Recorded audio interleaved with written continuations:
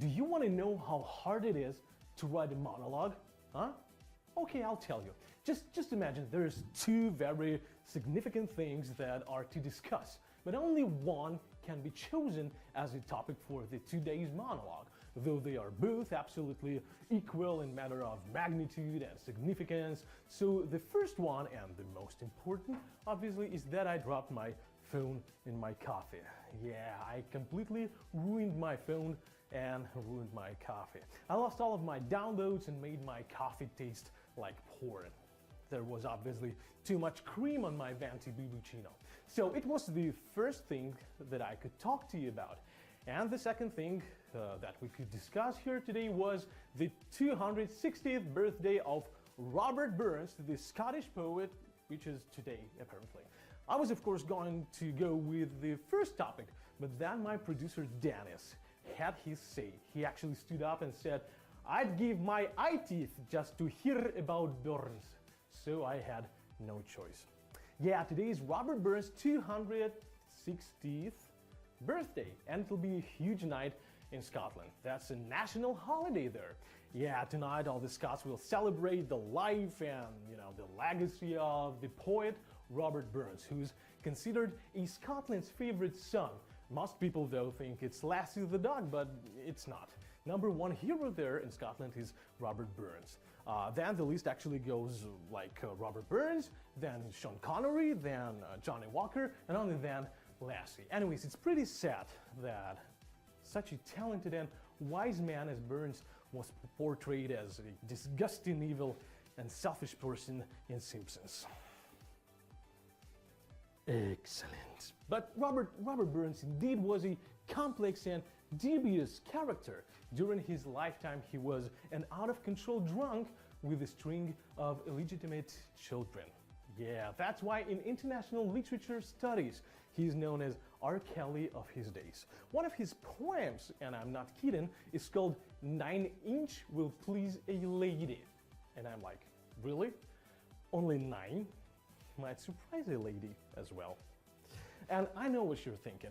Here we go again. Every episode, the same old things are discussed here on your IQ quiz. 18th century European poetry. Again? Didn't Lydia do that last week? Yeah, we saw Lydia do it on Wednesday. What was the favorite color of Lord Byron? What did Wolfgang Goethe consider as a sign of luck? Easy, easy. Today is all about the poetry. By the way, one of the earliest poems that I have ever heard in my life went like this. There's a place in France where the ladies wear no pants. There's a hole in the wall where the man can see it all. And I spent years scouring France for that place, only to find it in our company's support department office. So what we were about, yeah, Burns, Robert Burns night. Scottish people drink whiskey tonight, all whiskey they have. Not only tonight, obviously it is just on this night they drink whiskey and recite poetry, which makes it classy. And Robert Burns himself, he of course liked to, to drink, but a lot of great writers drank. Burns, Hemingway, Charlie Sheen. Yeah, Charlie Sheen once wrote a book of poetry called A Piece of My Mind, so he can be considered a writer. His book wasn't critically acclaimed, so eventually the publishing house broke the contract with Charlie and decided to go with Ashton Kutcher's poetry instead. Anyways, what Robert Burns understood, which all men should understand, is that poetry is a great way to get women in the bed. It is. All the great lovers gave books of poetry to ladies that they wanted to sleep with. Did you know that Bill Clinton gave his future wife Hillary a book of Walt Whitman's poetry when they first met? The thing is, many years later, he gave the same Whitman book to Monica Lewinsky, but Monica thought it was a Whitman sampler, so she just ate it. Anyways, a lot of guys use poetry to get laid. Clinton used Walt Whitman, I used A Piece of My Mind by Charlie Sheen, and R. Kelly for some reason used read aloud rhymes for the very young. Second R. Kelly joke of this broadcast. Wow, I'm on a roll, my little fans. That's exactly what R. Kelly would say in the 90s. Damn it! The third one. I didn't want to do that, but... So, did you know that One of the Robert Burns' best-known poems is called The Address to a Haggis. Haggis is a traditional Scottish dish. It looks like, a huge wiener, by the way. Like a real big one, like the one that can please a lady. But it's not about the size or the shape, it is all about the ingredients there. Haggis is actually sheep's intestines, it's just sheep's internals. So basically, it is what you can find inside of sheep. And what you can find there, let me think, it's the heart, the liver, the lungs, the bowels, and Habib Nurmagomedov salmon. I guess that's pretty much it. Haggis is actually prohibited in some countries. Yes, these huge wieners are prohibited in the United States, for example. So I heard that people apparently have been smuggling haggis into America. And if they do it the same way they smuggle in the drugs, that's disgusting. Although I like to apply for the job. So guys, let me please congratulate our Scottish viewers on this big date. Have a great celebration, fellas, and I know you will. Why? Why, you will ask? Because I know that on Burns night, people in Scotland pour whiskey onto the haggis and then stab it. Because in Scotland, that's considered a foreplay. And now that our foreplay is almost over, I'd like to show you something. The money. Show them the money. Come on, show them. There. $1,000. That's exactly how much money we have for you tonight. So let's imagine something on the palm of my hands. A mobile phone. You'll see a question. After it appears, you'll have like 12 seconds to decide which of the following 3 answer choices is correct. You made your decision, then tap the button with the correct answer choice in your opinion. So that's actually the process that you must go through during all 12 rounds that we have for you tonight. You can't start answering on question number 4 or number 7, just 12 in a row. By the way, it's okay to be wrong at least once, because from the start of the game you have 1 extra bonus life. So, so, you should know the next. That if you bring some friends into the game, you can get more bonus lives. So the more friends you bring in, the more bonus lives you've got. So that's pretty simple. So let's take a look at our viewer count. Right now we are watched by 2,581 people online. Thanks for being here with us today. And there's a chat. You can see any words of adoration about Lydia there. But now it's a great day for IQ Option, and it's a great day to expand your financial knowledge. And therefore, it's time to play the game. Here comes question number 1. A loan or credit with a low interest rate is called dear money, cheap money, or pocket money. So that's actually the point, the last point where you can join us. We have officially started. You join or you just go away. Come on, just a couple of seconds in, and that's pretty much it for you. So, are you in? Then take a listen here. A small amount of money that parents give regularly to their children, usually, I don't know, every week or every month, is pocket money. Dear money is money that is expensive to obtain due to high interest rates. Money that can be borrowed with a very low interest rate, very low, or price for borrowing is cheap money. So 1,303 people knew the correct answer. That's actually a great debut for tonight's episode. Thank you for being so smart and so handsome. Thank you. Here comes question number 2. A famous duck that swims in his money in a Disney cartoon is called Scrooge McDuck, Richie Rich, or Mr. Monopoly. Using questions. Yeah, that's my favorite kind of questions about swimming animals. Monopoly has such a character, Mr. Monopoly. Originally, it's known as Rich Uncle Pennybags. He's the long-standing mascot of Parker Brothers' classic Monopoly game. Richie Rich is a fictional character in the Harvey Comics universe. Dubbed the poor little rich boy, Richie is the only child of fantastically wealthy parents and is the world's richest kid. A fictional Disney character, that's my new thing, an elderly Scottish Peking duck who is fond of diving into and swimming in his money is Scrooge McDuck. So 1,328 people knew the correct answer. That's freaking a lot of cartoon lovers. Thank you for being so, and here comes question number 3. GBP is the code for this currency: Bahamian dollar, British pound, or Gibraltar pound? It's getting harder, ain't it? And questions as well. So let's take a look at our chat. Jacob C said, I think Victor is on cock, I guess. No? Is there any roosters in the studio? Perhaps in your pants. So Bahamian dollar, the currency of the Bahamas since 1966, is BSD. The code of the Gibraltar pound, the currency of Gibraltar, is GIP. GBP is the code of the British pound, the currency of the United Kingdom. Exactly. 962 people knew the correct answer. And are you handsome tonight? Are you beautiful? Let me know in the chat.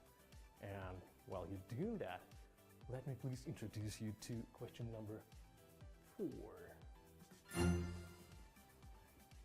This is a pharmaceutical company: Heineken, Intel, or Pfizer? Anwar H just said, hello, ha ha ha ha ha ha ha ha, hello. As you can see, Anwar is our writer. Looks a lot like jokes in our monologues. So, Intel is an American multinational corporation and technology company.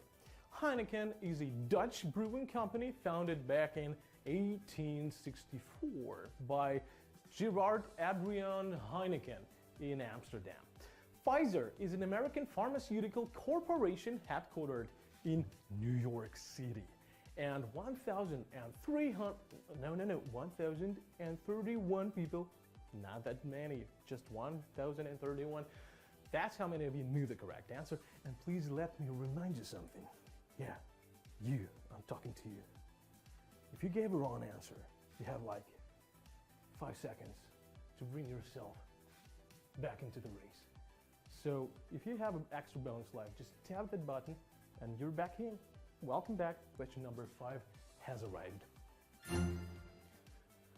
Testnet versions of this blockchain protocol are called Dawn, IOTA, EOS, or Cardano. And now it's up to you. Come on, just show how intelligent you are. Come on, show us how smart you are. Come on, just, you can brag about it all the way down. Yeah. So, show off something, I don't know. Cardano's testnet stage is called Byron, after famous British poet George Gordon Byron. When the network becomes decentralized, Cardano will move to the Shelley stage. IOTA's testing network is called DevNet, and Dawn is the name for the testnet version of blockchain protocol EOS.io. And only take a look here. 517 people knew the correct answer. Guys, use your extra bonus lives, please. That's something that can actually help you keep yourself here. I mean, in the game, in the quiz. So it's a smart move to do so. Question number 6 is here. Money that a country owes to other countries is called zombie debt, sovereign debt, or external debt. Oh, Christopher C still waits for his IQ t-shirt, I believe. So, any one of you here want to share their t-shirts? No? I don't know. I'll do my best. Just message me. Yeah.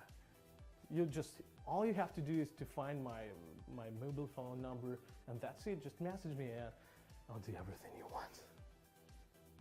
Zombie death is death that has been long forgotten about and has, probably been written off as uncollectible. Sovereign debt is a central government's debt. It is debt issued by the national government in a foreign currency in order to, finance the issuing country's growth and development. Money that a country owes to other countries is external or foreign debt. And 523 people knew the correct answer. And you know what these people will hear right now? They will hear something like, thank you. And here comes question number 7. Just do it. A Chinese renminbi denominated bond from a non-Chinese issuer is called Panda Bond, Kiwi Bond, or Bulldog Bond. If Jenny T just said, that's actually what we've all been waiting for here in the studio. It's like, 4 people here, and it's a sigh of relief. Jenny just said, Who knows what could happen if he didn't? I don't even want to think about it. A Kiwi bond is a retail stock offered directly to the public and available only to New Zealand residents. A sterling-denominated bond issued by a non-British firm or institution is a Bulldog bond. A Chinese renminbi-denominated bond from a non-Chinese issuer sold in China is a Panda bond. And 428 people knew the correct answer, and they are the reason why I'm doing this thing with my hand. Thank you for that. Question number 8. Go. The name of this technical indicator is the Ishimoku blank, ribbon, rainbow, or cloud. So, just let's think about it. What sounds better? Ishimoku ribbons, Ishimoku rainbow, or Ishimoku cloud? Is that actually an episode where I won't have any new things? Maybe that's my new thing, not having any new things. So, the rainbow moving average indicator shows multiple simple moving averages all at once for a specific time period. Moving average ribbons are a series of moving averages of different length that are, plotted on the same chart to create a ribbon-like indicator. A chart used in technical analysis that shows support and resistance and momentum and trend directions for a security or investment is called the Ishimoku cloud. And 320 people knew the correct answer. That's a cut, at least to say so. Let me please remind you that if you gave a wrong answer, it's okay. Please, don't worry about it. Just use your extra bonus life. You have like 5 seconds after you gave a wrong answer just to just to tap this heart-shaped button with your extra bonus life. You tapped it, and now, woo, you're back in. Welcome back, actually. So here comes question number 9. A strategy that attempts to make many profits on small price changes is called scalping, overtrading, or underwriting. Damn. I really did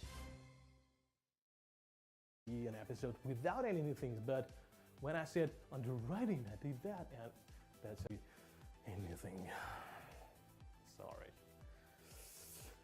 Underwriting is the process by which investment bankers raise investment capital from investors on behalf of corporations and governments that are issuing either equity or debt security. Excessive buying and selling of stocks by either a broker or an investor is called overtrading. A trading strategy geared toward attaining many profits on minor price changes is called scalping. and 296 people knew the correct answer. Who? That's how many of you, and maybe some more, that's how many of you will witness question number 10. Which country uses the dong as the currency? Bahrain, Vietnam, or Egypt? So many amusing words. Oh, they're so adorable, all of them. Bahrain, Vietnam, Egypt. Pretty short to be here, actually, but anyways. The currency of Egypt is the Egyptian pound. The dinar has been the currency of Bahrain since 1965. The dong has been the currency of Vietnam since 1978. And the correct answer to this question was clear to 282 people. By the way, is that a new thing if I'm doing the same motions but with the left hand, not with the right?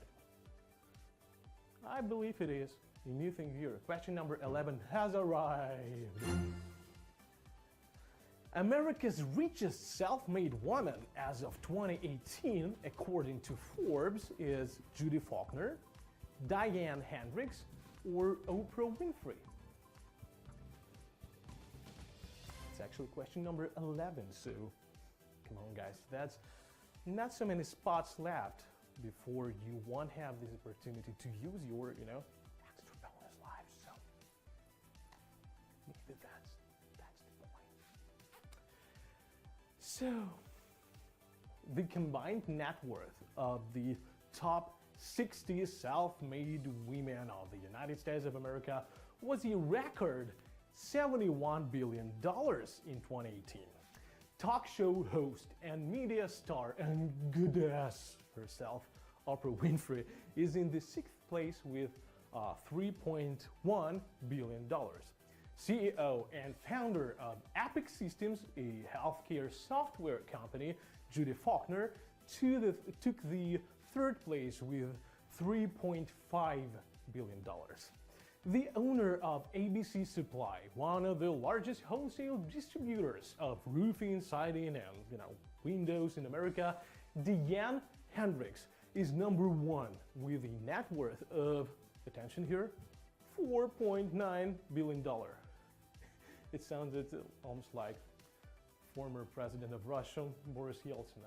I always show you how Bill Clinton would sound, but that sounded more like Boris here. Anyways, Diane Hendricks was the correct answer, and it's only 77 people knew the correct answer. Did you know? Will they try to guess? I don't know. That was some kind of a tough question here.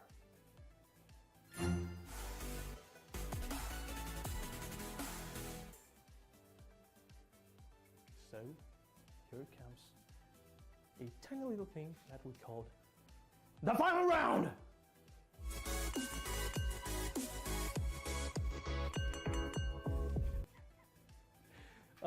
The world's largest cement producing country as of 2017 was India, the United States of America, or China. By the way, Gabriel, you're late. So, India, maybe that sounds pretty good, but United States of America is one of the most powerful countries on the whole planet Earth, and pretty much, well, maybe China is on its peak right now, so I have no idea. In 2017, cement production in the United States amounted to some 86 million metric tons. The USA is the world's 3rd major producer of cement. India takes the 2nd place with 280 million metric tons of cement. China produces the most cement globally by a large margin at an estimated 2.4 billion metric tons in 2017. So China currently produces over half of the world's cement. I know. So the correct answer to this question, to the final one, was clear to 79 people, and these people will share our grand prix of $1,000. So each and every one of you and also you will get $12.66. Isn't that incredible? Any thoughts? I'll give you a clue. It is. So here's the point where I should call you amazing, but I'll call you haggishly handsome. And that's it. Yeah, from now on, you are legally haggishly handsome. And to prove it, we will show your nicknames. That's right. You can see your haggishly handsome nicknames on the screens of your haggishly handsome smartphones. So once again, we'd like to congratulate you on winning some money. 12 bucks 66 cents. It is actually nice at any time, you know, it's obviously. So congrats guys, and happy Burns Night to our viewers in Scotland. So thank you for your attention, and thank you for your time, thank you for your patience, and thank you for your knowledge. Thank you for your luck, and thank you for your well-deserved success. Thank you for joining us during these broadcasts. See you next time, and as always, never stop thinking. See you later. Goodbye, everybody.